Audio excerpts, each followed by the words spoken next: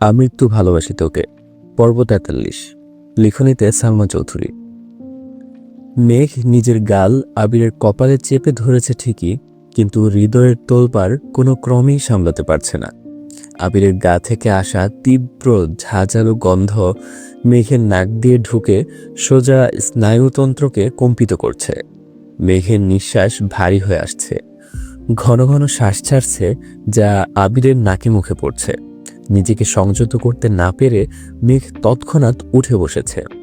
বুকটা অসহনীয় পর্যায়ে কম্পিত হচ্ছে, ফিনফিন করে কাঁপছে ঠোঁট। হাত ছাড়ানোর চেষ্টা করছে, কিন্তু সম্ভব হচ্ছে না।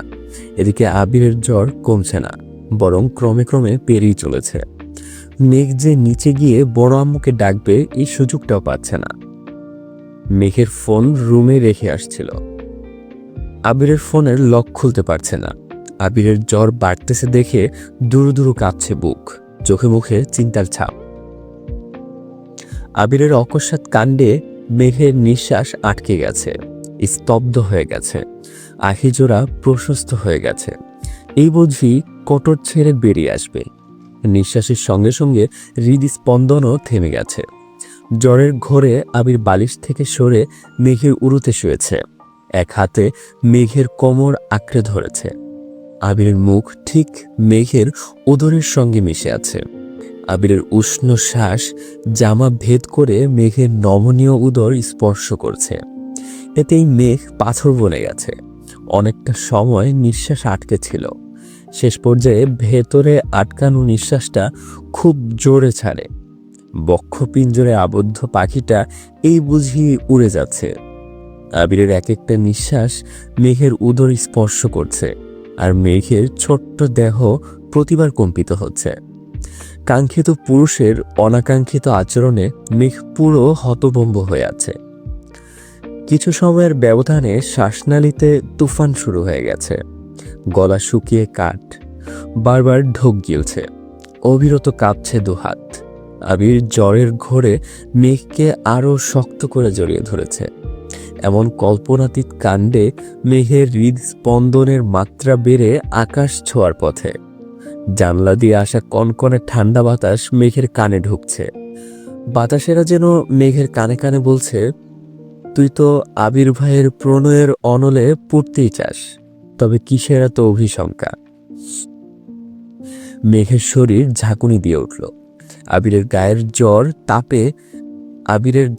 জ্বরের তাপে মেঘের পেট পুরো গরম হয়ে গেছে। জ্বরের ঘোরে আবির আবল তাবল বলা শুরু করেছে।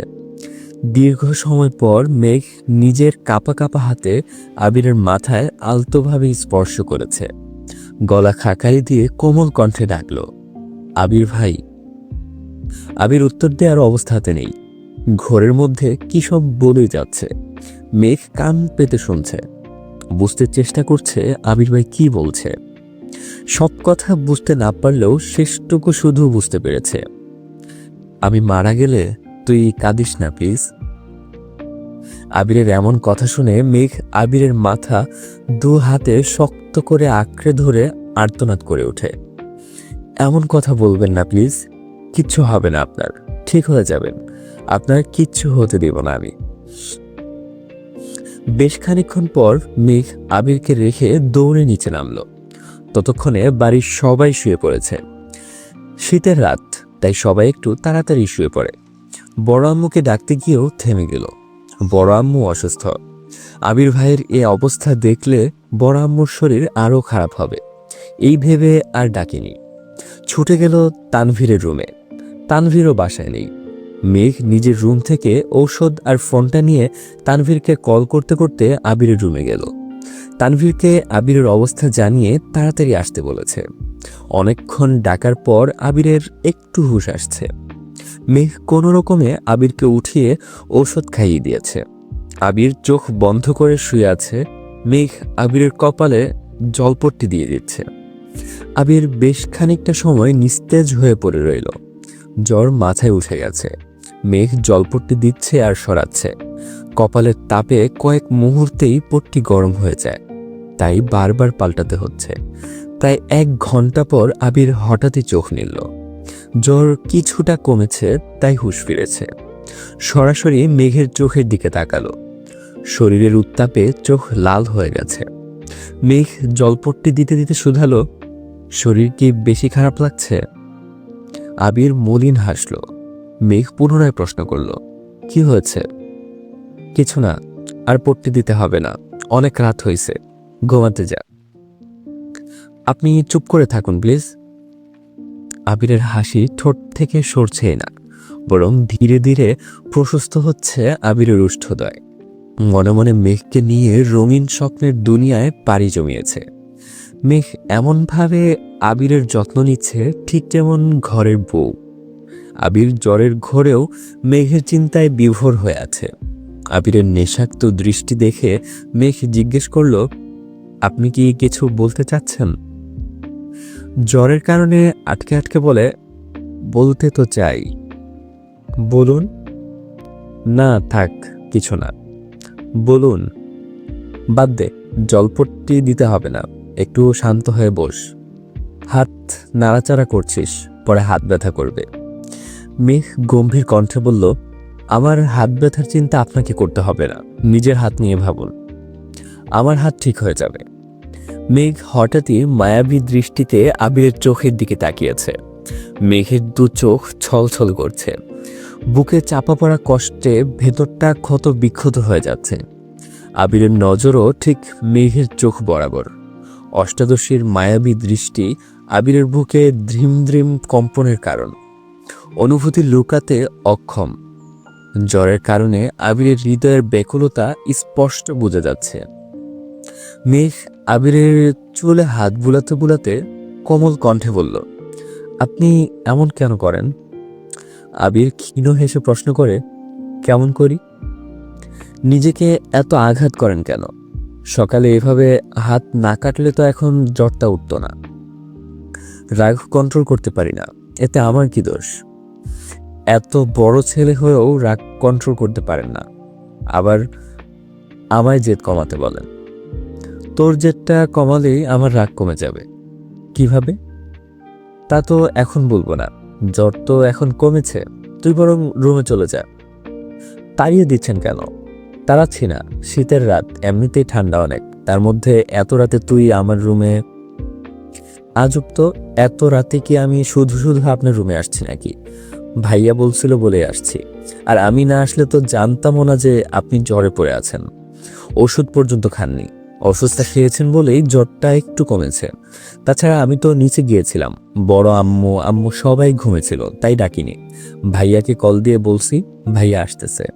বাসায় কি অসুস্থ হলে কি দেখাও যাবে না? আচ্ছা বাবা, সরি, আর কিছুই বলবো না তোকে। কিছু বলতে হবে না, কি খাবেন সেটা বলুন, খাবার নিয়ে আসি। কিছু খাবো না, মাথায় প্রচন্ড ব্যথা করছে, তুই শুধু মাথায় হাত বুলিয়ে দে, তাহলেই হবে। মেঘ আলতো হাতে মাথায় হাত বুলিয়ে দিচ্ছে। একসময় আবির ভাইয়ের চুলে হাত দেওয়ার কত ইচ্ছে ছিল, কতই না বাহানা খুঁজেছে, কিন্তু সাহস করে ছুঁতে পারত না। আজ আবির ভাই নিজেই সেই অধিকার দিয়েছেন। মেঘ আবিরের মলিন চেহারায় তাকিয়ে ঈষৎ হাসল। আবিরের চোখ বন্ধ। মেঘ এক দৃষ্টিতে আবিরের মুখের পানে চেয়ে আছে। এই শ্যামবর্ণের পুরুষ চেয়ে অষ্টাদশীর মনের রাজ্যের একমাত্র রাজকুমার, যাকে নিয়ে রোজ রাতে স্বপ্নের দেশে পাড়ি জমায়, কল্পনায় ঘুরে বেড়ায় দেশ থেকে দেশান্তরে। অষ্টাদশীর মণিকোঠায় একমাত্র আবির ভাইয়ের বসবাস। তখনই তানভীর রুমে ঢুকে। আবির ঘুমাচ্ছে। মেঘ আবিরের মুখের পানে চেয়ে মাথায় হাত বুলাচ্ছিল। তানভীর হুট করে রুমে প্রবেশ করে এই দৃশ্য দেখে হকচকিয়ে উঠল। রুম থেকে বেরিয়ে যাবে নাকি ঢুকবে বুঝতে পারছে না। তানভীর আস্তে করে গলা খাকারি দিতেই মেঘ আঁতকে ওঠে। আবির থেকে কিছুটা দূরে সরে বসে। তানভীর কাছাকাছি এসে জিজ্ঞেস করলো, ভাইয়ার জ্বর কি কমছে? মেঘ ছোট করে বলল, অনেকটা কমেছে।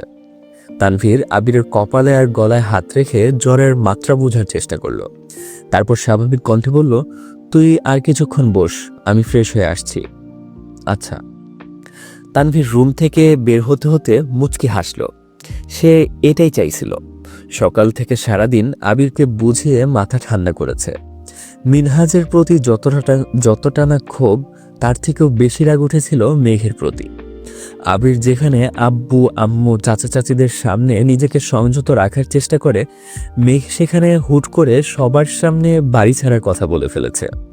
আবির মন প্রাণ দিয়ে চেষ্টা করছে সম্পর্ক ঠিক করতে, অন্যদিকে মেঘ কিছু মানুষের উস্কানিতে সেটা ভাঙতে চাইছে। এজন্যই মূলত আবিরের রাগ কন্ট্রোলের বাহিরে চলে গেছে, আর আব্বু চাচ্চুর সামনে যা তা বলে ফেলেছে। আবির নিজেও ভেবে পাচ্ছে না আব্বু চাচ্চু এই ঘটনাটা কিভাবে নিয়েছে বা এর পরিণাম কি হতে চলেছে। মেঘের ভুল আর অন্যায়গুলো তানভীর খুব সুন্দর করে ঢাকার চেষ্টা করেছে। আবিরের মাথা ঠান্ডা করতে তানভীর শেষ পর্যন্ত হুমকিও দিয়েছে, যদি মেঘের সঙ্গে ঠিকঠাক মতো কথা না বলে তাহলে সে নিজে মেঘকে নিয়ে হোস্টেলে দিয়ে আসবে। এক প্রকার বাধ্য হয়েই আবির শর্ত মেনে নিয়েছে। শত রাগের পরও মেঘকে না দেখে আবির থাকতে পারবে না। গত 7 বছর অনেক কষ্টে নিজের আবেগকে নিয়ন্ত্রণ করে রেখেছে, আর সম্ভব না। এখন কয়েক ঘন্টা মেঘকে না দেখলেই ছটফট করতে থাকে। বাসায় থাকলে কারণে অকারণে বারবার নিচে আসে যেন মেঘকে এক পলক দেখতে পারে। তানভীর রুমে চলে গেছে। বেশ খানিকটা সময় মাথা নিচু করে বসে রইল। নির্লজ্জের মতো আবির ভাইকে দেখছিল, এটা ভাইয়া দেখে ফেলেছে। তানভীর রুমে চলে গেছে। মেঘ খানিকটা সময় মাথা নিচু করে বসে রইল, নির্লজ্জের মতো আবির ভাইকে দেখছিল, এটা ভাইয়া দেখে ফেলছে ভেবেই লজ্জায় মুখ তুলতে পারছে না। আবির ঘুমের মধ্যে পাশ ফিরাতেই বালিশের উপর রাখা মেঘের হাত আবিরের গাল স্পর্শ করে। আবিরের গালের খোঁচা খোঁচা দাড়ির স্পর্শে মেঘের গাত্রে শিহরণ জাগে, শিরা উপশিরায় তুফান শুরু হয়ে যায়। হুটহাট আবির ভাইয়ের অনাকাঙ্ক্ষিত স্পর্শ মেঘের হৃদয়ে প্রেমানুভূতি জাগ্রত করে। হাত সরিয়ে মুগ্ধ আখিতে তাকিয়ে রইল আবিরের অন্য পাশের গালে। আবির কখনো ক্লিন শেভ করে না, ছোট করে কেটে রাখে দাড়ি। সপ্তাহখানেক আগেই হয়তো কাটিয়েছিল, এখন কিছুটা বড় হয়েছে। খোঁচা খোঁচা দাড়ি সহ গালটা মেঘকে টানছে। আবির ভাইয়ের প্রতি তীব্র প্রেমানুভূতি, মুগ্ধতায় পরিপূর্ণ গাল মেঘের হৃদয়ের সমস্ত প্রাচীর ভেঙে দিচ্ছে। ইহজগতে আবির ভাইয়ের গাল ব্যতীত আপাতত আর কোনো দিকে তাকাতে পারছে না। মেঘ আস্তে করে আবিরকে ডাকল, কিন্তু সাড়া নেই। সকালের ঘটনায় শরীর থেকে অনেকটা রক্ত বেরিয়ে গেছে। তাছাড়া কিছুদিনের দৌড়াদৌড়িতে আবিরের শরীরও বেশ দুর্বল, ঠিকমতো খায় না, নিজের যত্ন নেয় না। তার উপর জ্বর, সব মিলিয়ে ক্লান্তিতে বারবার চোখ বন্ধ হয়ে আসছে।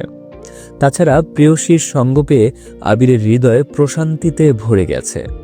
মেঘ মাথায় হাত বুলিয়ে দেয় আবিরের মন মেঘ মাথায় হাত বুলিয়ে দেয় আবিরের মনে হচ্ছিল ইহজগতে আর কিছুই প্রয়োজন নেই তার। এভাবেই তার স্প্যারোকে নিয়ে বাকি জীবন কাটিয়ে দিবে সে। আবিরের সারা শব্দ না পেয়ে মেঘ দ্বিতীয় এবং তৃতীয়বার ডাকে, কিন্তু আবির গভীর ঘুমে তলে আছে। মেঘ ধীরে ধীরে বিছানা থেকে নেমে আবিরের গালে টুক করে কিস করে রুম থেকে ছুটে পালায়। বেলকনিতে যেতেই আরেকটুর জন্য তানভীরের সঙ্গে ধাক্কা লাগতে যাচ্ছিল। তানভীরের সামনে থেকে সরে কিছুটা তপ্ত স্বরে প্রশ্ন করল, এভাবে ছুটছিস কেন, কি হয়েছে? কিছু না বলেই মেঘ নিজের রুমে চলে গেছে। তানভীর আবিরের রুমে ঢুকতেই দেখে আবির গালে হাত দিয়ে হাঁ করে তাকিয়ে আছে। তানভীরকে ঢুকতে দেখেই আবির তৎক্ষণাৎ হাত সরিয়ে স্বাভাবিক হওয়ার চেষ্টা করে। তানভীর ঠাট্টার স্বরে বলল, আমি কি অসময়ে চলে আসলাম? আবির নিঃশব্দে হেসে লেপের নিচে মুখ লুকিয়েছে। তানভীর হাসতে হাসতে বলল, নববধূও এত লজ্জা পাবে না তুমি যতটা লজ্জা পাচ্ছ। সমস্যা নেই, আমি কিছু বুঝি নাই, চিল। আবির ল্যাপের নিচ থেকে মুখ তুলে গম্ভীর কণ্ঠে বলল, তুই বুঝলেই বা কি, আমি কি অবৈধ কিছু করছি নাকি? না, একদমই না। তানভীর একটু থেমে সিরিয়াস মুডে বলল, থ্যাঙ্কস ভাইয়া। বিশ্বাস করো, তোমাদের দুজনকে হাসি খুশি দেখলে আমার সব দুশ্চিন্তা দূর হয়ে যায়। সবসময় এভাবেই থেকো প্লিজ। ভাইরে, এভাবে থাকলে নিজেকে নিয়ন্ত্রণ করা কষ্ট হয়ে যাবে। তোর বোনের যন্ত্রণায় আমি কোনো একটা অঘটন ঘটিয়ে ফেলব। তোমার প্রতি আমার বিশ্বাস আছে, তারপরও কোনো অঘটন ঘটলে সমস্যা নেই, আমি সামলে নেব। তানভীর খানিকক্ষণ চুপ থেকে পুনরায় বলে, হাতের কি অবস্থা? ব্যথা আছে? আছে, একটু কম। তুমি জানো তোমার নিজের দোষেই আজ তোমার এই অবস্থা। আমি আবার কি করলাম? তোমার কিছুদিনের আচরণ এমনিতেই বনুর মেজাজ বিগড়েছিল। তোমার কিছুদিনের আচরণে এমনিতেই বনুর মেজাজ বিগড়েছিল।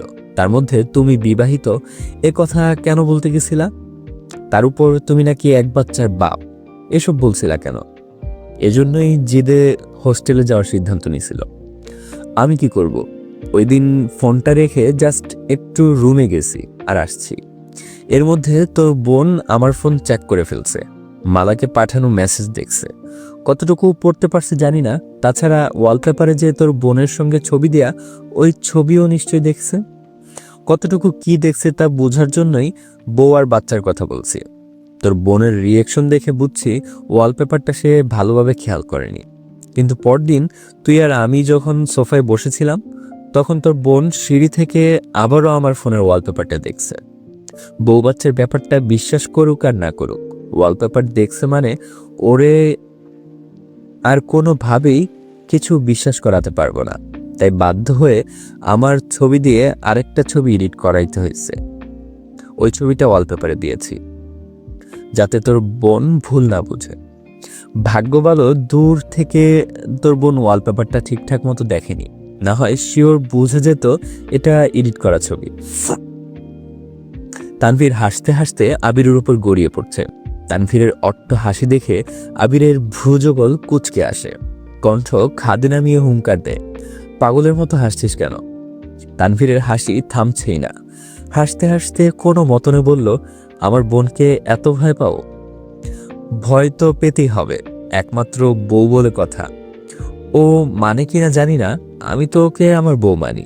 আমার মতে পৃথিবীর 90% বিবাহিত পুরুষই তাদের বউকে ভয় পায়।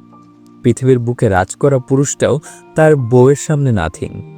আর এর একটাই কারণ বউয়ের প্রতি প্রবল ভালোবাসা। আর বাকি যে 10% পুরুষ আছে, তারা বউকে ভালোই বাসে না। পছন্দ তো একজনকে করিসই, দেখবি রাজনৈতিক ক্ষমতা দাপট তার সামনে কিছুই না। তানভীরের হাসি থেমে গেছে। সত্যিই তাই, বন্যার প্রতি যবে থেকে ইমোশন কাজ করে তবে থেকে নিজেকে প্রতিনিয়ত পরিবর্তন করার চেষ্টা করছে তানভীর। কেন করছে সে নিজেও জানে না। 2 দিন কেটে গেছে। মেঘ এই 2 দিন ক্লাসে যায়নি, কারোর সাথে যোগাযোগও করেনি। মিনহাজ কম করে হলেও 50 বার কল করেছে। সাদিয়া, মিষ্টি, তামিমও কল করেছে, কিন্তু মেঘ কারো ফোন ধরেনি। রাগ তার নিজের প্রতি। ওদের উস্কানিতে নিজের গলে যাওয়া একদমই উচিত হয়নি। আজ ভার্সিটিতে আসছে, অনেকদিন পর বন্যাও আজ ক্লাসে আসছে। বন্যাকে দেখেই মেঘ জড়িয়ে ধরেছে। ক্লাস শেষ হতেই সকলে এক জায়গায় জড়ো হয়েছে। মিনহাজ, কিরে এতগুলো কল দিলাম ধরিসনি কেন? মিষ্টি, তোকে কতগুলো কল মেসেজ দিলাম, কোথায় নিখোঁজ হয়ে গেছিলি? মেঘ, কোথাও না। বন্যা, কিরে কি হয়েছে, কোনো সমস্যা? মেঘ, আমার জীবনটাই সমস্যায় ভরপুর। বন্যা, হয়েছে কি বলতো? মেঘ, আমি ভাবছিলাম হোস্টেলে সিট নিব। ওরা সবাই বলতেছিল হোস্টেলে আসলে ভালো হবে, তাই ফর্ম নিয়ে গিয়েছিলাম। ফর্ম পূরণ করে পরদিন আব্বু আর বড় আব্বুকে বলেছি। ওনারা কিছু বলার আগেই আবির ভাই ফর্ম ছিঁড়ে চিল্লাচিল্লি শুরু করছেন, এমনকি আমার পা ভাঙার হুমকি পর্যন্ত দিয়েছেন। বড় আব্বু আবির ভাইকে ধমক দিয়েছে। ওই রাগে রুমে গিয়ে ড্রেসিং টেবিল ভেঙে হাত কেটে একাকার অবস্থা করে ফেলছে। 3 দিন ধরে হাত ব্যথা আর জ্বরে ভুগতেছে। আজ দেখছি এই অবস্থাতে অফিসে যাচ্ছে। মিষ্টি, সাদিয়া, মিনহাজ, তামিম, বন্যা সকলেই পূর্ণ মনোযোগ দিয়ে সবটা শুনল। বন্যা আতঙ্কিত কণ্ঠে বলল, তোর বোন বিরাট সাহস হয়েছে। তুই জানিস ছোট থেকে তোরে কিভাবে বড় করছে। প্রয়োজন ছাড়া এক পা এদিক সেদিক যেতে পারিসনি। তুই ভাবলি কিভাবে যে তোকে হোস্টেলে আসার অনুমতি দিবে? আর তুই অনুমতি চাইতেই বা গেলি কোন সাহসে? তোরে মেরে আধমরা করেনি সেই তোর কপাল। তুই আমায় একটাবার কল দিতি, আমি ডিরেক্ট নিষেধ করতাম তোকে। মেঘ, আমি কিভাবে জানবো এমন কিছু হবে? আবির ভাইয়ের উপর রাগ করেই তো চলে আসতে চাইছিলাম। মিষ্টি রাগান্বিত কণ্ঠে বলা শুরু করলো, তুই হোস্টেলে আসলে এই বেটার কি সমস্যা? বেটা বিয়ে করতে পারে, বাচ্চা থাকতে পারে, আর তুই সামান্য হোস্টেলে আসবি, এতে এত হাঙ্গামা? আসলে পুরুষ জাতটাই খারাপ। আমি তোর জায়গায় থাকলে না বলেই চলে আসতাম। মিনহাজ, দেখ মিষ্টি, সব ছেলে কিন্তু খারাপ হয় না। দেখিস না আমি কত নিষ্পাপ। তামিম, আমিও। বন্যা, কি বলছিস তুই এসব? আবির ভাই বিবাহিত, বাচ্চা আছে, এসব কি শুনছি মেঘ? মেঘ, উনি সেদিন বলেছিলেন উনি বিবাহিত, বাচ্চা আছে, তারপর জানছি আমার সাথে ফাজলাম করছে। মিষ্টি, আজকে ফাজলাম করে বলতেছে, দুদিন পর দেখবি সত্যি সত্যি বৌনিয়া বাসায় চলে আসছে, পরে চিল্লাবি না বলে রাখলাম। সাদিয়া, এই মিষ্টি চুপ করবি? তোর ব্রেকআপ হয়েছে বলে কি তুই সারা দুনিয়ার মানুষের ব্রেকআপ করিয়ে বেড়াবি নাকি? মিষ্টি, আমি চাই না আমার ফ্রেন্ডরা কেউ ফালতু ছেলের জন্য নিজের জীবন বরবাদ করুক। মেঘ, আবির ভাই মোটেই ফালতু ছেলে না, বাদ দে। আমার আবির ভাইকে নিয়ে তোরা কেউ কিছু বলবি না। আমার আবির ভাই ভালো হলেও আমার, খারাপ হলেও আমার, হয়েছে? মিষ্টি, বেটা বিয়ে করে ফেলছে শুনে সেদিন তুই কান্নাকাটি শুরু করছিলি, মনে নেই? এখন আমাদের দোষ? বন্যা, ও দিনে 100 বার আবির ভাইয়ের জন্য কান্না করে, 100 বার হাসে, তাই বলে তোরা ওকে আরো উস্কাবি? আমি দুদিনের জন্য বেড়াতে গিয়েছি কিনা আমার বেবিটার ব্রেন ওয়াশ করা শুরু করে দিছিস। মিনহাজ, আমরা তো তাই তোর বেবিটা হাসি খুশিতে থাকুক, তোর বেবির খেয়াল রাখার দায়িত্ব তো আমাদেরও। বন্যা, দেখলাম তো কেমন খেয়াল রাখছিস, ফাঁসাইয়া দিয়া নিজেরা তো বিরাট শান্তিতে আসিস। যা যা ঝড় গেছে তো আমার বেবিটার উপর দিয়ে গেছে, যা ঝড় গেছে তা তো আমার বেবিটার উপর দিয়ে গেছে। মেঘ, আবির ভাই বলছে যারা আমাকে উস্কাইছে তাদের সবকটাকে আধমরা করে নিজের বাড়ি পাঠাবে। বন্যা, একদম ঠিক আছে, এদের মারাই উচিত। তামিম, বন্যা তুই এভাবে বলতে পারলি? বন্যা, তুই আমার সঙ্গে কথাই বলিস না, বদমাস পোলা। মিনহাজ, মনে হয় তোর আবির ভাইয়ের থ্রেটে আমরা ভয় পাইছি। বলিস আসতে, দেখব না তোর ভাইয়ের কত পাওয়ার আর আমার ভাই ব্রাদার্সের কত পাওয়ার। বন্যা হাসতে হাসতে বলল, এই গর্জনটা আবির ভাইয়া বা তানভীর ভাইয়ের মুখোমুখি হওয়ার পর যেন থাকে। চল মেঘ। মেঘকে নিয়ে বন্যা চলে গেছে। মেঘ বন্যাকে সব ঘটনা খুলে বলেছে। বন্যা শুধু একটা কথাই বারবার বলছে, তুই আমাকে একটাবার জানাতে পারতি। তুই জানিস তুই বাড়ির প্রত্যেকটা মানুষের কলিজার টুকরা, তারপরও এমন কাণ্ড কেন ঘটালি? আবির ভাই না চিল্লালে তোর ভাই, আব্বু বা বড় আব্বু নিশ্চয়ই রাগ দেখাতো। মেঘ নিজের প্রতি নিজেই বিরক্ত। বন্যাও আর বেশি কিছু বলেনি, মেঘকে বিদায় দিয়ে নিজেও বাসায় চলে গেছে। এদিকে আবির আজ সকাল সকাল অফিসে আসছে। হাত এখনও পুরোপুরি ঠিক হয়নি, কিন্তু একটা বিদেশি কোম্পানির সঙ্গে আজ গুরুত্বপূর্ণ মিটিং। গত 3 বছরের অর্ডারের সমতুল্য এই একটা অর্ডার। সবকিছু ঠিকঠাক থাকলে আবিরদের কোম্পানি দেশের সেরা 5টা কোম্পানির মধ্যে একটা হবে। তাই হাতের দুরবস্থা নিয়েও আবির অফিসে আসছে। টানা 1.5 ঘন্টা মিটিং চলল। আবির নিজের সর্বোচ্চ চেষ্টা করেছে। মিটিং শেষে ওনারা ডিল কনফার্ম না করেই চলে গেছেন। বলেছে পরবর্তীতে কল দিয়ে জানাবে। তাই সকলে একটু টেনশনে আছে। আবির আব্বুর থেকে বিদায় নিতে গেলে আলী আহমদ খান আবিরকে ঠান্ডা কণ্ঠে বললেন, শোনো আবির, নিজের রাগ যদি নিয়ন্ত্রণে রাখতে না পারো তবে জীবনে সফল হতে পারবে না। আবির মাথা নিচু করে দাঁড়িয়ে আছে। সে খুব ভালোভাবেই জানে ওই দিনের বাড়িতে ঘটনার ক্ষোভ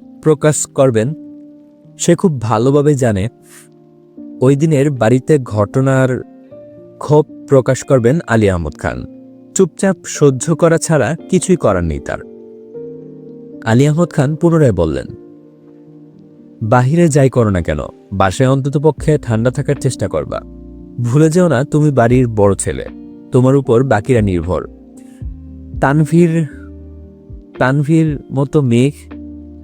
তানভীর, মেঘ, মিম আদি 3 জনকে আগলে রাখার দায়িত্ব তোমার।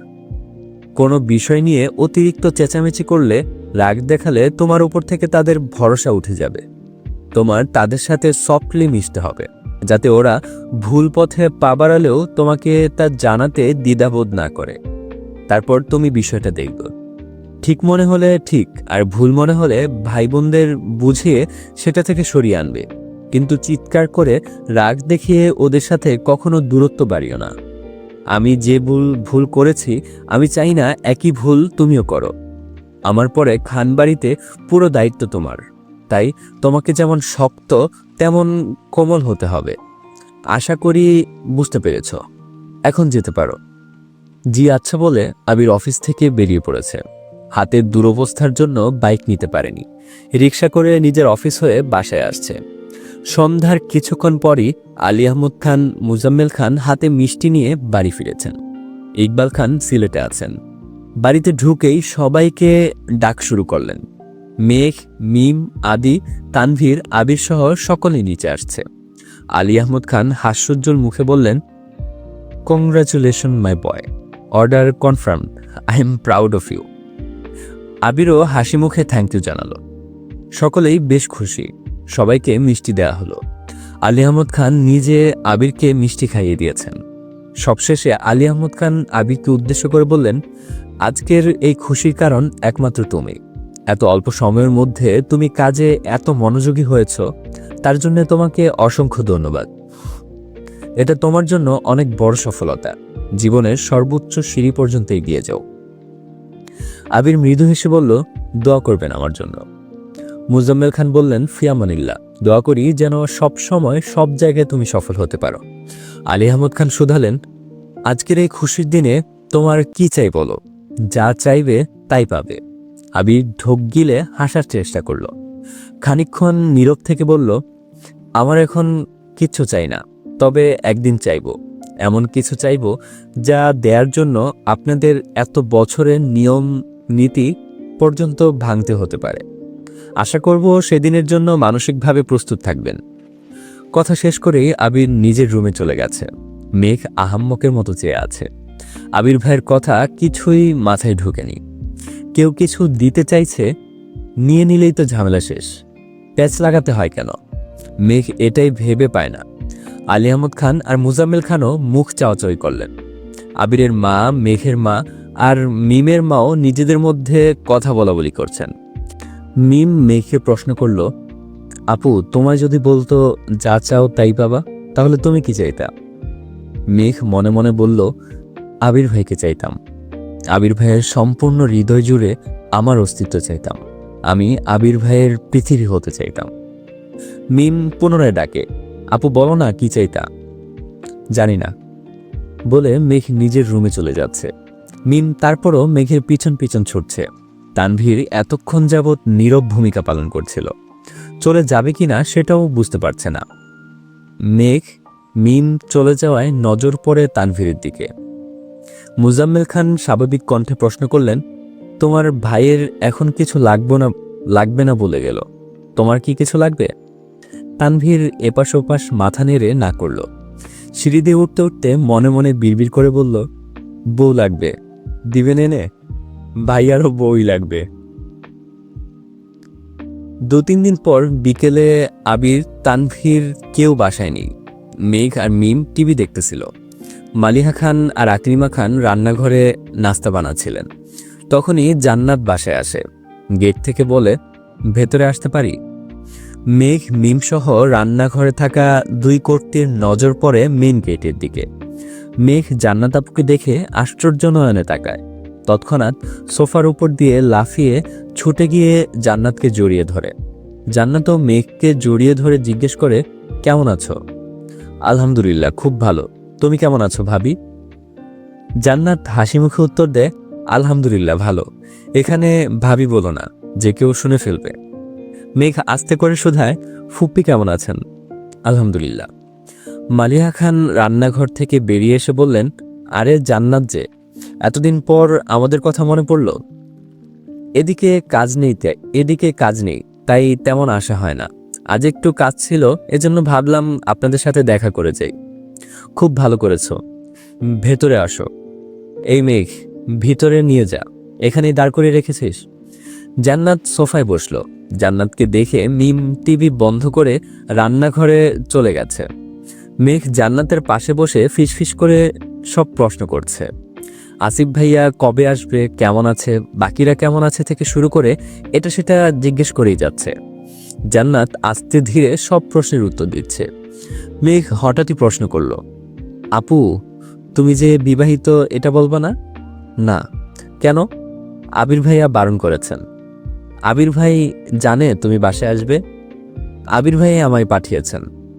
উনি আর তানভীর এখন আমার শ্বশুর বাড়িতে। ওনারা হঠাৎ ফুপির বাসায় কেন? ওনারা প্রতি সপ্তাহেই আমার শাশুড়িকে দেখতে যায়। মেঘ উত্তেজিত কণ্ঠে বলে, কি, আমায় একদিনও নিয়ে যায় না কেন?